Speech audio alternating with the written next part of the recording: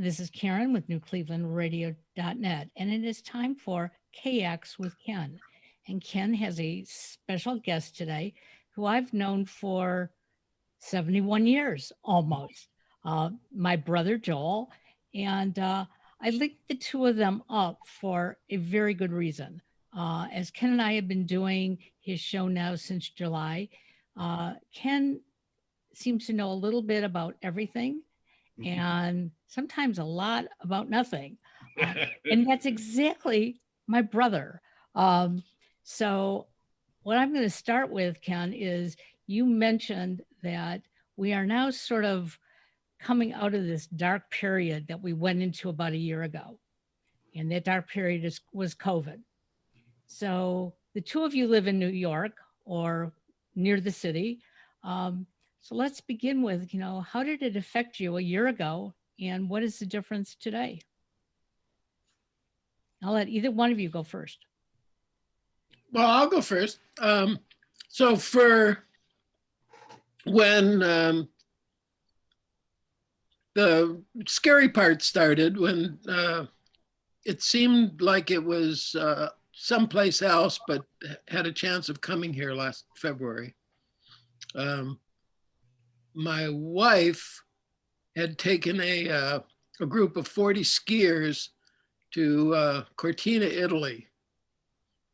And just as they were finishing their ski trip around the 22nd of February, she was sending the skiers home, and she was going to spend an extra week in around Parma, where her family comes from.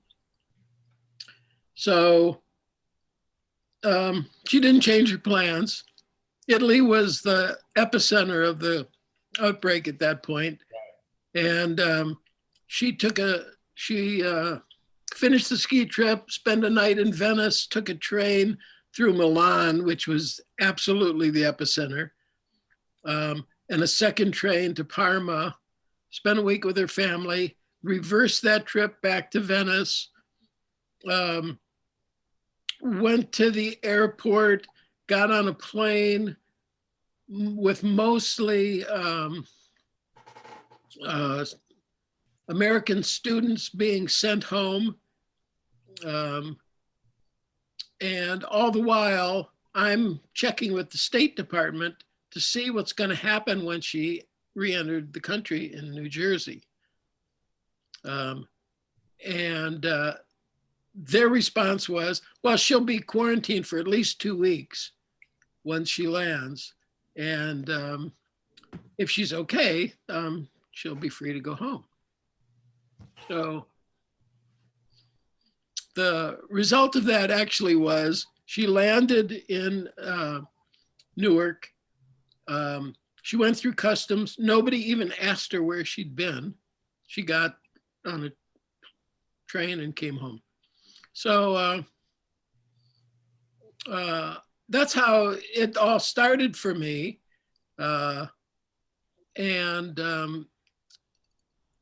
once she was home and we were sort of, living our day-to-day lives, up in Saratoga, where there was no COVID for a very long time, nothing really seemed different. I mean, things started closing down. I do a lot of work with a famous coffee house up here, Cafe Lena. And we had all these giant plans for a big concert in a separate venue. And that was the day that Cuomo closed New York down. We had to cancel a sold out concert. And but day to day, I have to say that for a long time, nothing really felt any different. I don't go to an office. I don't really care whether I ever go into a restaurant or not, except if it's a social thing. So it didn't feel very different for a while. And then suddenly it felt completely different when you started to notice that you hadn't seen anybody in weeks and then months. And now, I mean, there's people I haven't seen in a full year. that I would see regularly. Absolutely. That's the hardest part of the whole thing. The negative part of the whole thing is the social interaction. I'm a hugger and haven't gotten to do much hugging other than my wife. And then in September, my daughter and grandchildren who lived on the West Coast, just in Los Angeles, just decided they'd had it with California, and they packed up, sold their house, bought a house. They live 800 feet from my front door now. Wow. And we became a pod very quickly, within a few weeks once they had quarantined. And we got to spend, 2 months having dinner every day and going for hikes and all of that. But because my wife works in retail, I don't get to see them anymore. She's too much of a threat. Yeah.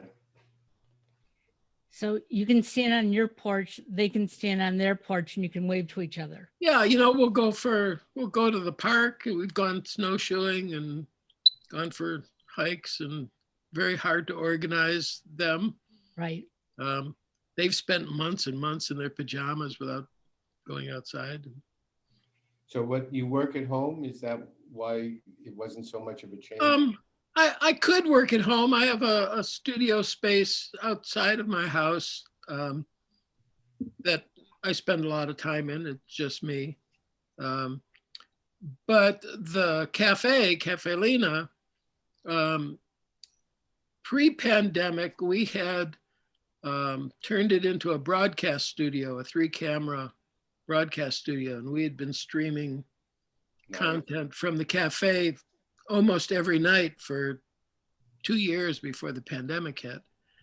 So once we couldn't have patrons in the club anymore, we got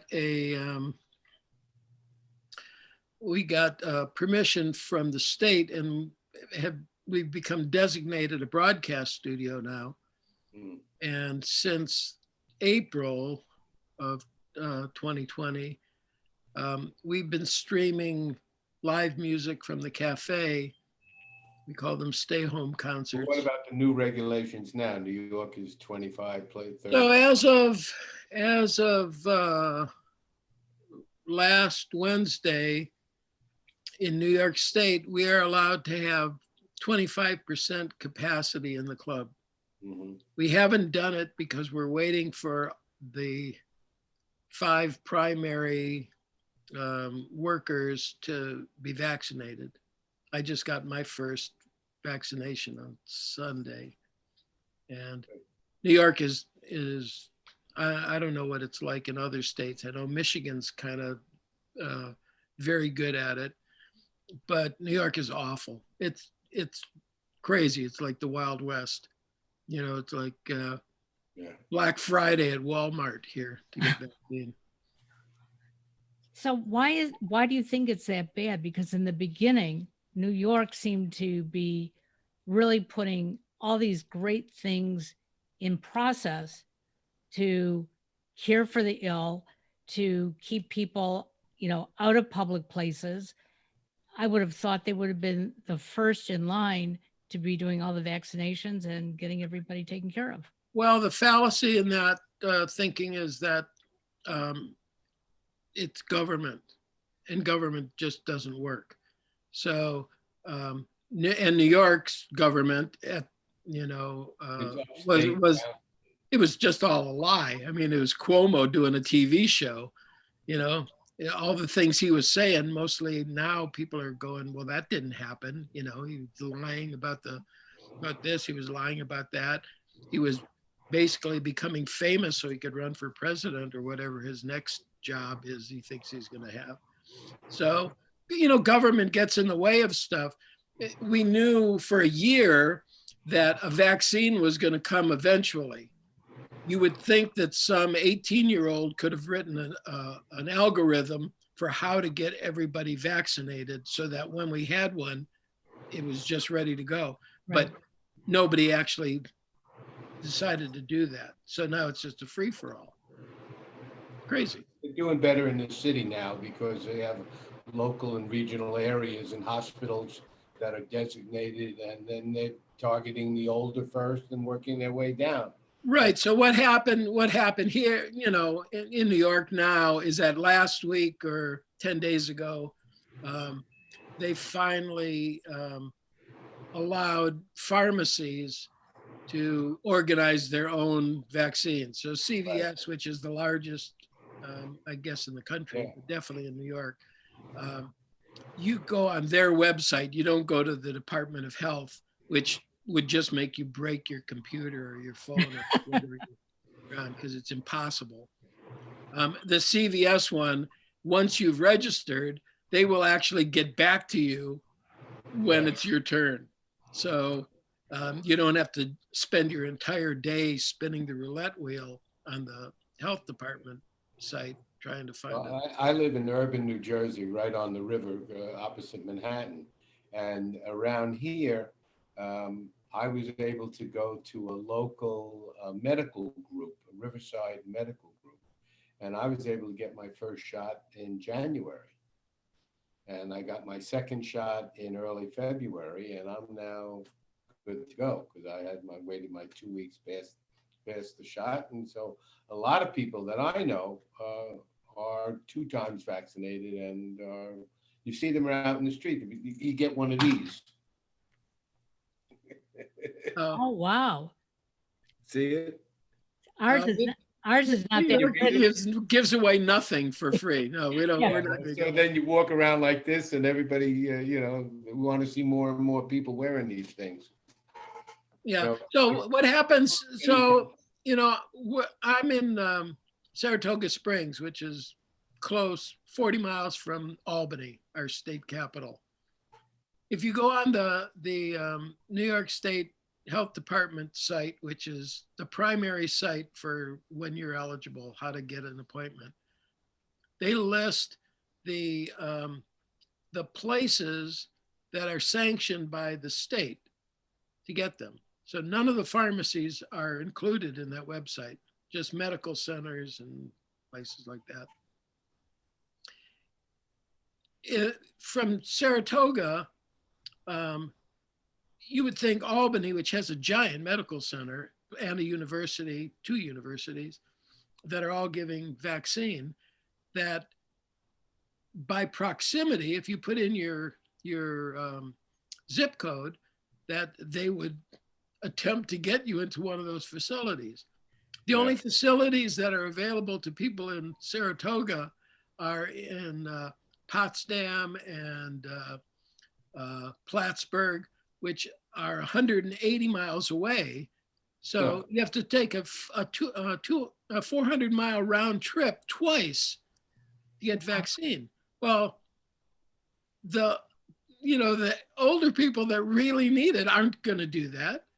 Nor are they going to sit on the computer all day and keep spinning the wheel until they get on. I had a suggestion that they should put all the doses in the back of Amazon trucks. And as they deliver your package, there's a nurse comes and gives you a shot. Hey, look, good idea. Something that's funny, but it's not outrageous. If Amazon can get you a 6-pack of candy bars delivered overnight, yeah, they could get you for free delivery, why can't they throw a paramedic in the back of that truck and have them go to door and vaccinate people? I mean, there are got to be better ways to do it. And who organized the vaccine for polio? Because remember, we all got it when we were in school, and people went to different places in their city.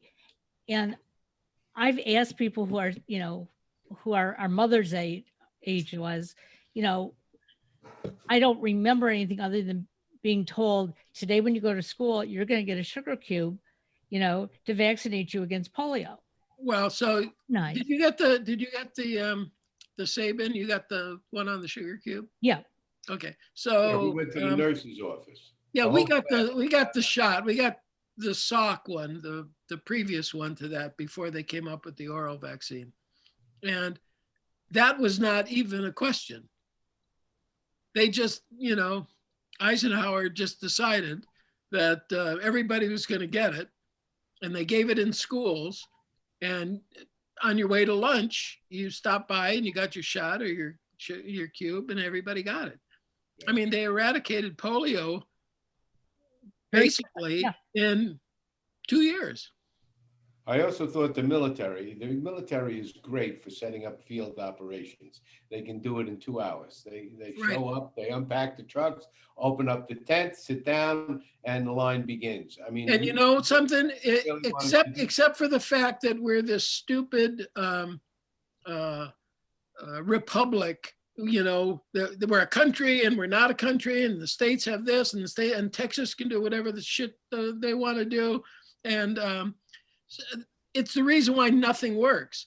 I mean, we're in a situation, a very deadly situation. We've more than 500,000 people have died from this. There's no reason why the military couldn't have set up field offices in the parking lot of every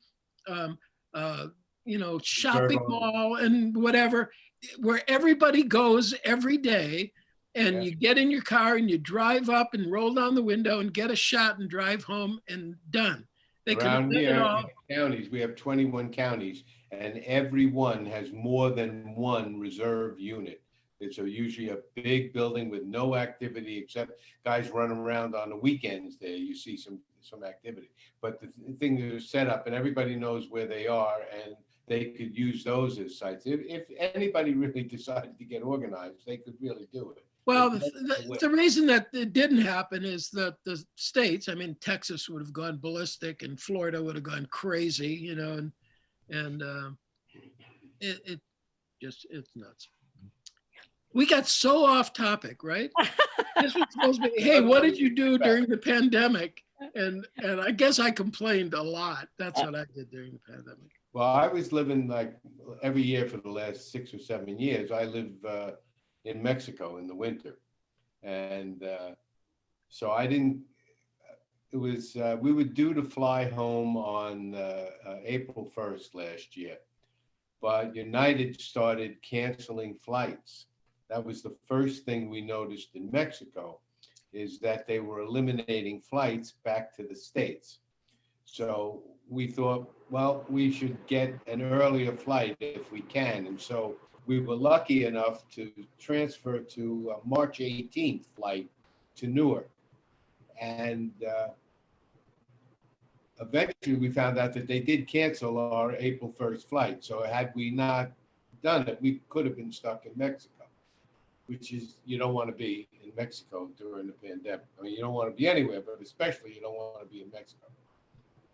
So we came back on the 18th, and like your wife, we went right through Newark. There wasn't anybody there, looked at us, said anything to us. We just walked in. It was like, you go to the customs thing and you just flash your passport and you're free to go. But when we got here, it had just begun.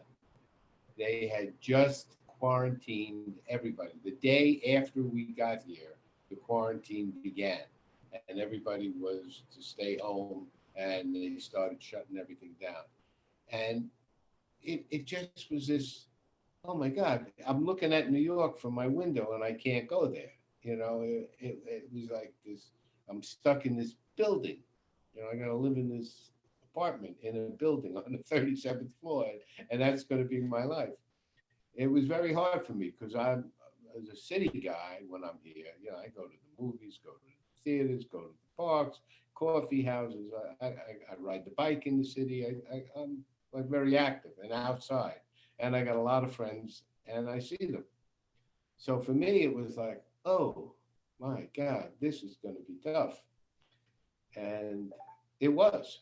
The summer wasn't as bad, because by that time, if you wore your mask, you were allowed to go out, and I could go to the city and sit in the park. You couldn't go inside anywhere, but you could go outside. And New York's got plenty of places to go outside. But what happened over the year is that I said, if I'm going to be here, then I got to make good time out of it. And so I bought a lot of paint and a lot of brushes, and I started painting again. I had painted when I was in the village years ago, and dusted off my guitar and started playing my guitar again and hooking up online with people to play. And then in the last couple of months, I'm writing my third book. So I have three things that are grounding me. And now that I have the vaccine, I can go out. And then New Jersey just hit 35%. The restaurants are allowed 35%. So we actually went out for dinner the other night to a local place that we hadn't been to for years. It's a small rectangle bar with a great Italian restaurant in the back. So it started to feel like a little bit normal. And I'm saying, man, this is took for granted, just going out for a cup of coffee, sitting in a Starbucks. Took for granted what it is just to go out for a meal. How nice it is just to walk up and say hello to somebody you don't know.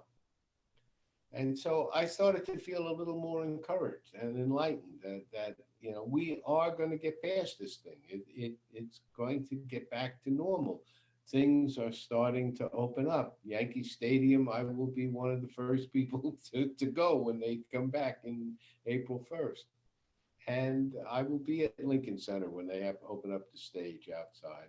And who knows how long it'll take Broadway to get going. And today's Tuesday, Friday, New York movie theaters open up at 25%. So there are marked seats that you can go, but the 24 plexes and 12 plexes that they have in New York will be busy again.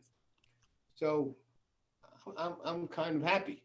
I really think I'm glad I survived. I mean, this thing would have killed me, and I'm glad I survived. And I was diligent in staying away and doing what I had to do. But I want my life back. Joel, how? Everybody wants their life back. I think people are being really stupid in general. So, I'm living in this sort of rarefied place for a long time in Saratoga. Population 27,000, surrounded by a giant state park, very outdoorsy kind of place. I didn't feel my life change all that much because I go out for a walk every day. We hike in the park. We have, a lot of outdoor activity here. That always felt safe to me. Started wearing a mask early on when hardly you didn't see any masks around here.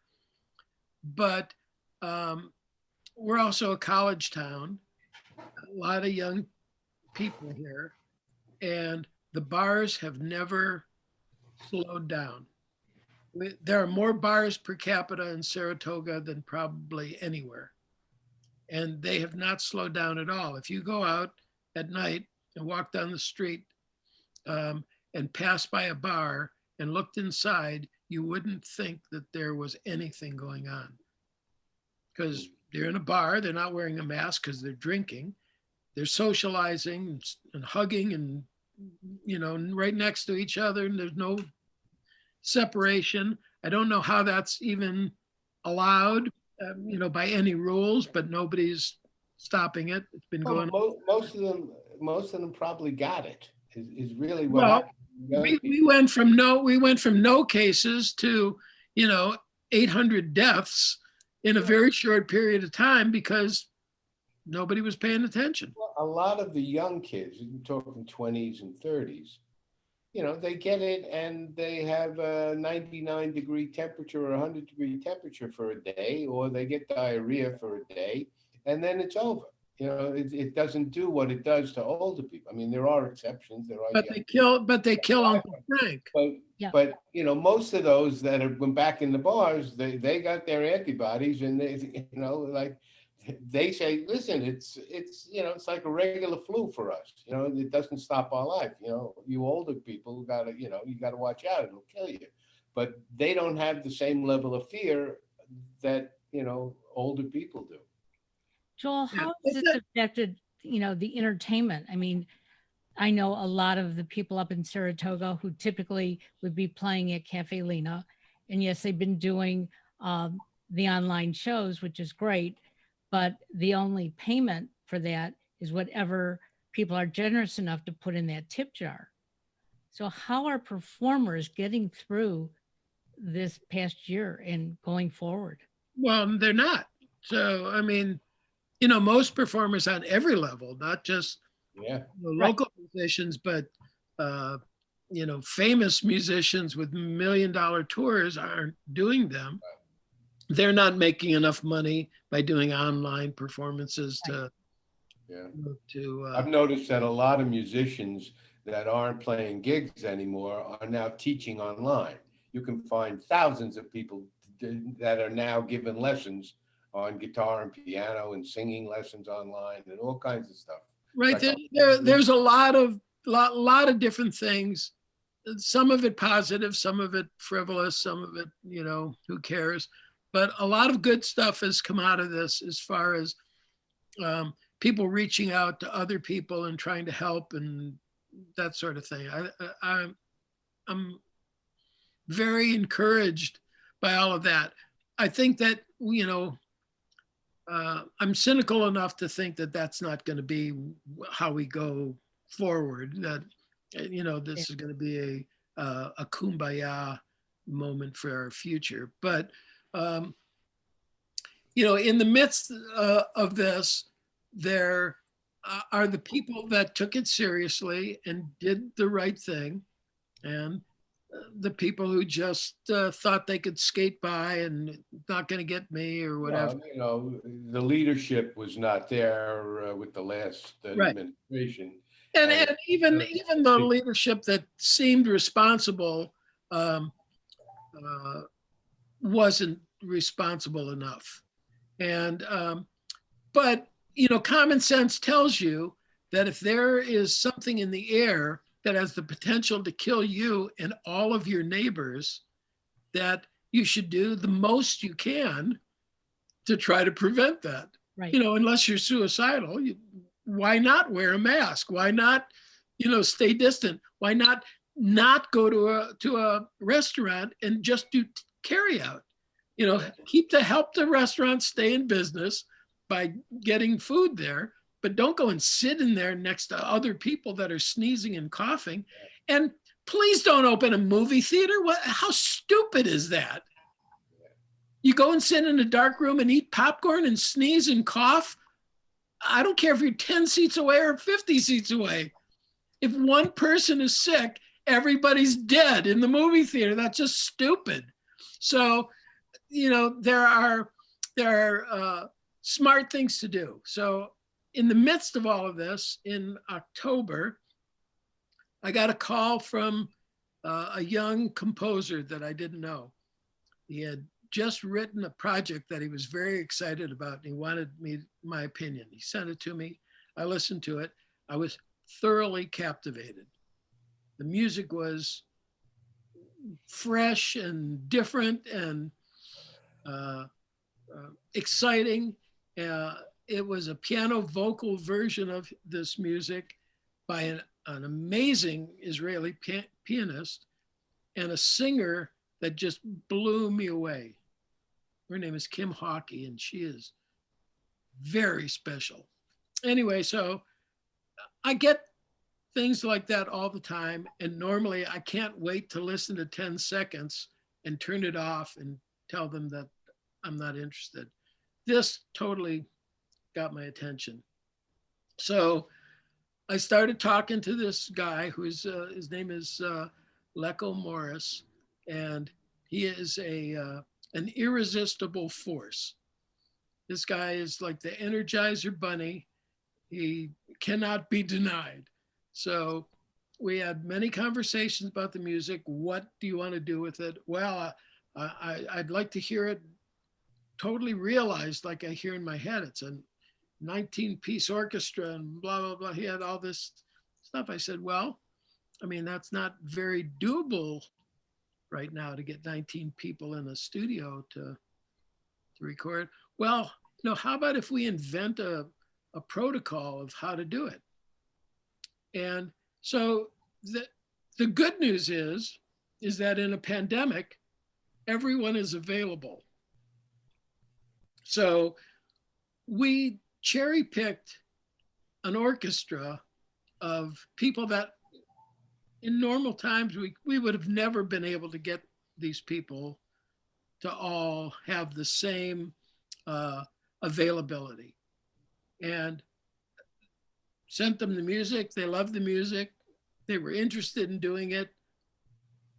Tell us what you have in mind.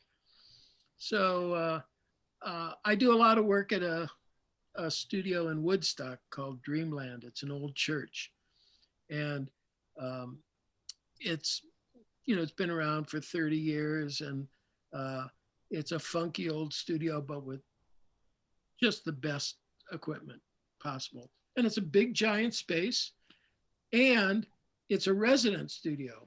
There are 8 living spaces there for people who want to come and do long-term projects and stay over.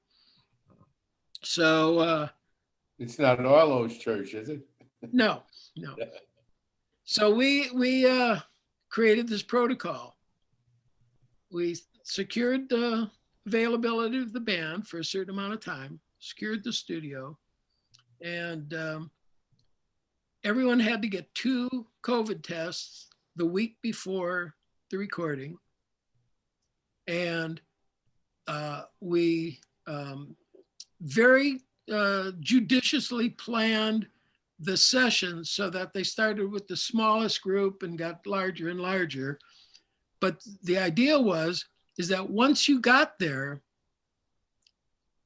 being judged COVID free, you were part of that community and you could not leave the area until you were done. Interesting. So we created our own pod of musicians. We recorded this delightful music. It's going to be released in May this year.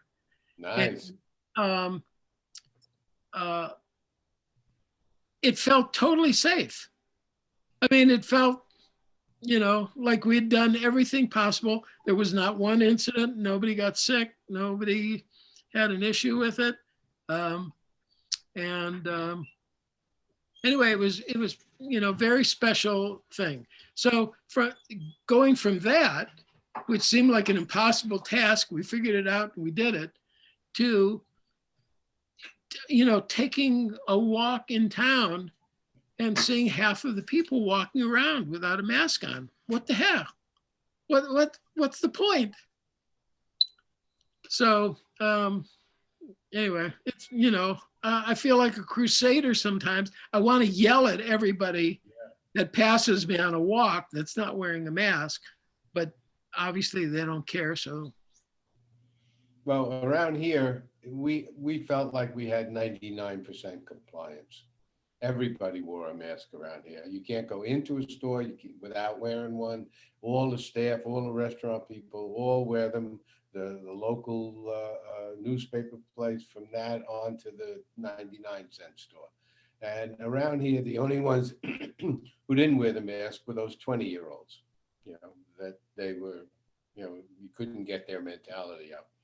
But it felt safer because you saw that the people were really taking it seriously.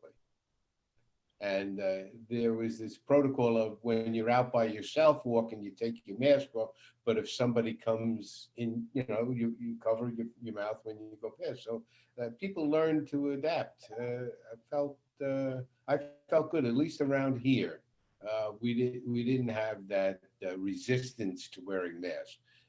We didn't have a mass amount of stupidity. Well, I work retail on the weekends as an IT rep, and I wear a double mask, and people will try to come right into my face wearing their mask down on their chin.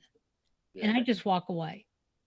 because retail spaces say that you can't come in unless you're wearing a mask, but people feel that if they had it on their head or on their chin, they're wearing it. Um, and I've been accused of being a bitch trainer on the weekend. And I love that that's how they look at me because I'm not going to expose myself any more than I have to.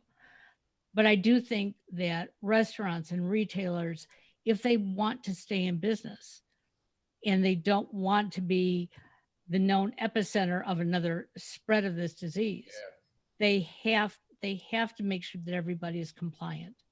And you Did you know, see the follow-up for that? Those crazy motorcycle guys in the summer that go to Sturgis up in Minnesota, where they all showed up. Here's all these, right. big guys, and nobody wore a mask, and 35% of them got sick. I mean, it was a real lesson. If you want to be, you want to be stupid, this is what you do. Take off your mask and herd with a lot of other people. Our mama didn't raise three stupid kids, so I know my brothers and I wear our masks all the time. So Um, you didn't tell us about your COVID, what it was like for you oh, the COVID vaccine. for the whole year. Oh, so the first 3 months I was recuperating from knee surgery. So I basically was stuck in the house. And I was told because I still had an open wound, I couldn't go out. So um, I looked at the first 3 months of being homebound for my knee more than I did for COVID. But once I could get out, um, my husband and I were very, very particular to where we would go and not go. Even walking in our complex, um, and it's part of the national park, we wear a mask. We don't care what anybody else does. We're going to wear a mask and we stayed a distance. Um, and the two of us learned how to walk every day. Um, if COVID did anything for us, it got the two of us out walking, enjoying nature, and observing things that typically we were ignorant to. Um, we have gone out to a couple of restaurants, but we pick and choose and we don't go out on a Friday or a Saturday night, and we don't go to bars because, like you said, Joel, we have seen how the young people feel that, well, it's a bar, it's alcohol, I'm safe. Makes no sense.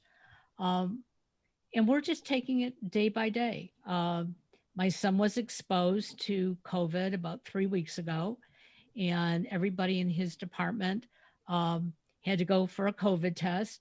And luckily, they all, tested negative, and they went for their second one, and they're still negative.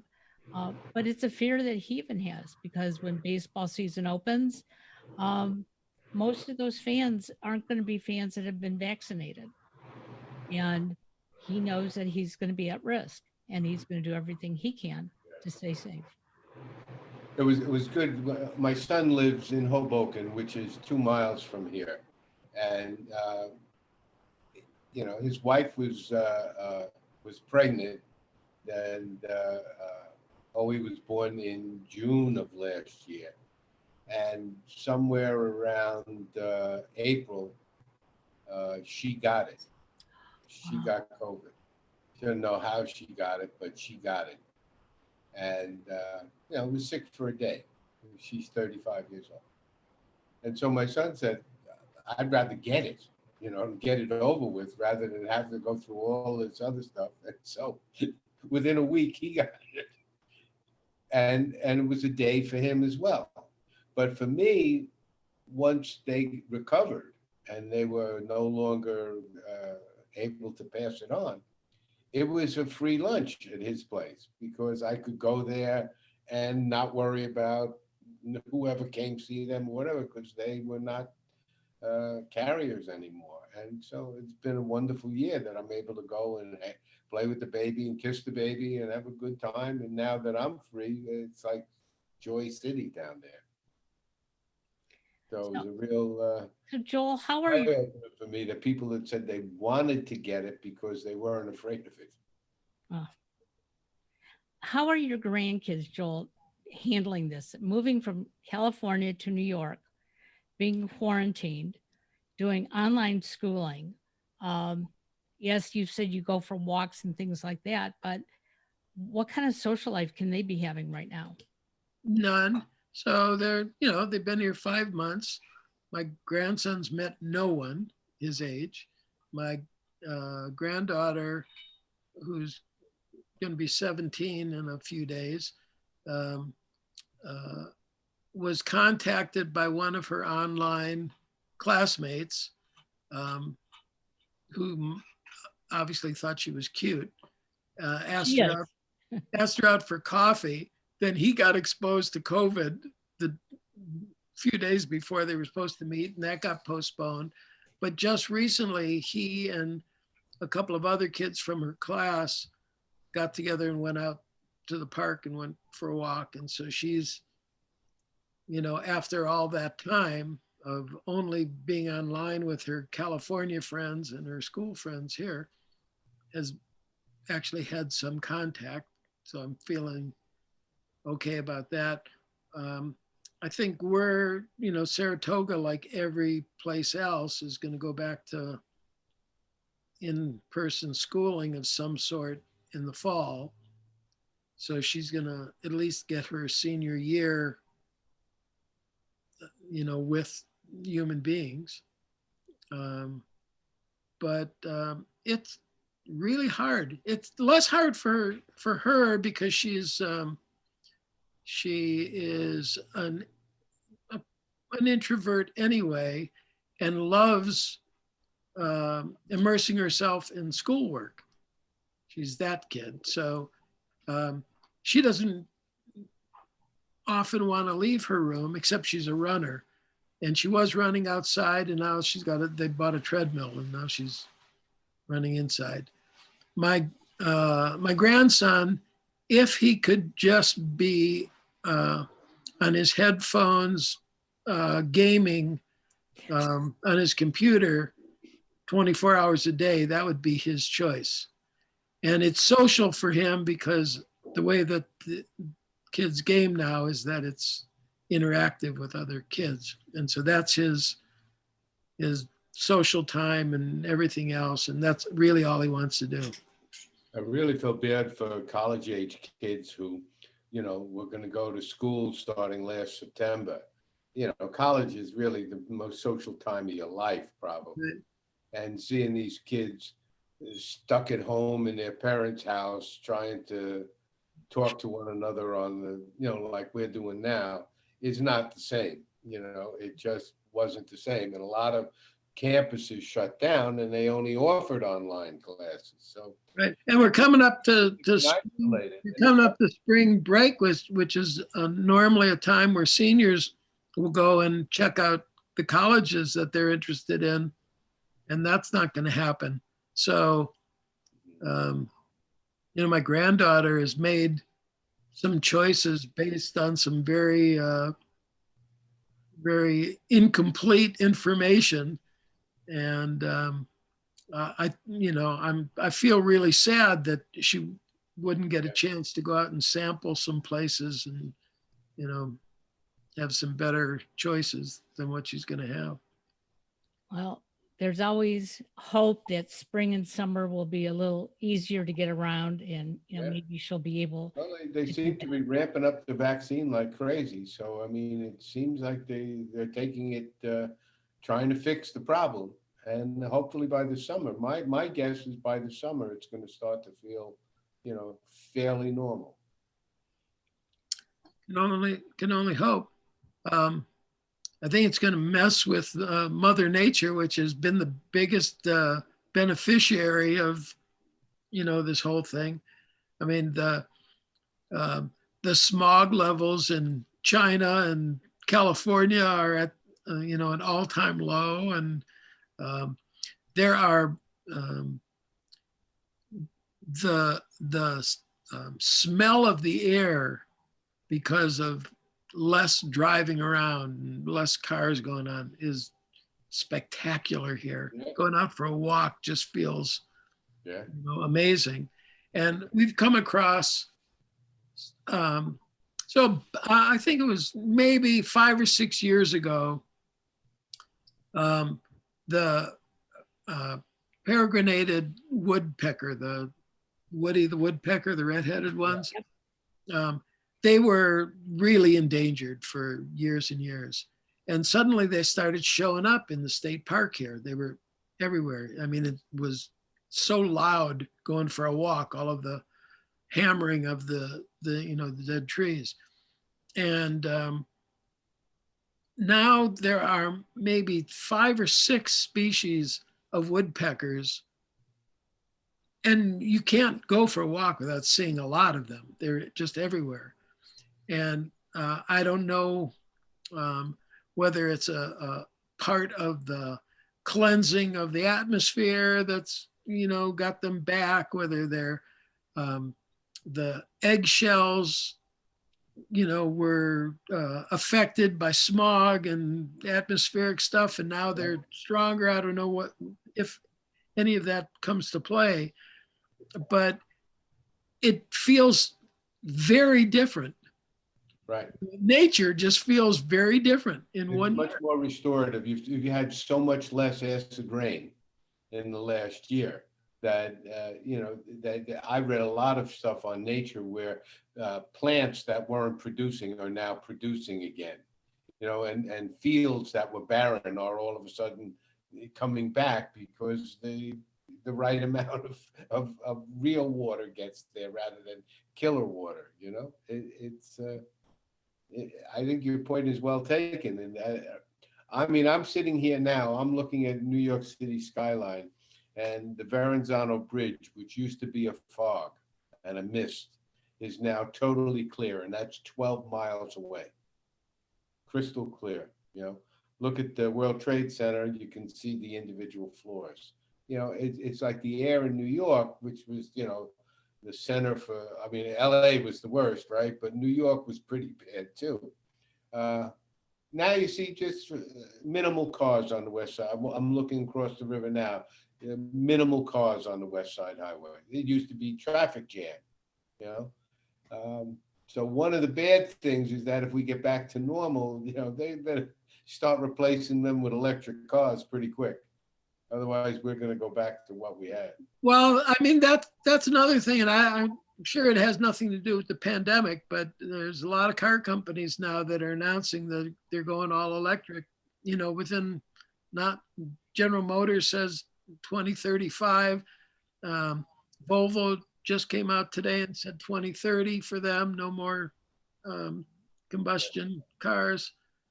I just got my first all electric car, the life changer. To give the finger to the gas station guy as I drive by. So do you have charging stations in your area? I mean, besides your house? Yeah, I mean, they're around. Some of them you have to pay for. I mean, you can buy subscriptions to those things. Some you have to pay for, some you don't. I don't drive a lot here anyway. So I don't even need a rapid charger. My car will charge in 20 hours from 0 to 260 miles. Yeah, they're talking now that I saw in a trend magazine of the new battery, the coming battery will be one charge is 9,000 miles in this one brand of car. And it's a super battery that charges up within 1 hour. That's the future. So the new Tesla SUV that's getting ready to come out has got a new hybrid kind of battery, a really top battery, and with a rapid charger, in 4 hours you can go 600 miles. And well, that's only good if you can, if you have it in your home. If you're on the road, you don't want to be pulling over for your hamburger and have to wait 4 hours before you. Right. I mean, you don't want to have it at home and run out of juice in the middle of nowhere. You have to be, you have to have a different mindset when you're driving an electric car of how far you can go. In my apartment building, we have 8 floors of parking. Eight floors, Yeah. It's 1,000 people, 1,000 apartments. So if you got 1,000 cars downstairs, and you have 100 stations, you're still 900 short, So you're going to really have to have a portable one or one that, you can use before the electric industry really is anything. No, Yeah, no, well, they're getting there. I mean, the you get when you get in the car on your display, it shows you every charger that's within, you know, uh, 50 miles of where you are. So you never have to search around for a place to plug your car in. But you have to have a different mindset. When we started looking at places to get the vaccine, the place that was easiest was in Plattsburgh. It's 180 miles each way to get there. The range of you my run out of the battery on your way home. the range of my car is 260 miles, so I So couldn't go there and back. how practical is that? I mean, really, it's Well, ridiculous. Obviously the pandemic has provided some good changes for us. It's also made some changes that in life that we can't easily get back. Right. I know it was just about a year ago that my husband and I were planning this big surprise that on May 11th of last year, we were just going to be ringing Joel's doorbell and saying, hello, we're here. And it didn't happen because of the pandemic. Then we said we were going to do it for Thanksgiving because we really thought things were going to be better by then. And that didn't happen. And so what this has done is kept families apart from each other. And hopefully we can all get vaccinated, get healthier, Yeah. and get back together again. Good. Well, it's been enlightening talking to both of you. I'm glad have participated in the show today. Thank you so much. Well, thank you all. And Joel, say hi to the family for all of us, okay? Well, happy birthday. Thank you. I appreciate it. Have a Take great care, day. Joel. Bye-bye. Bye.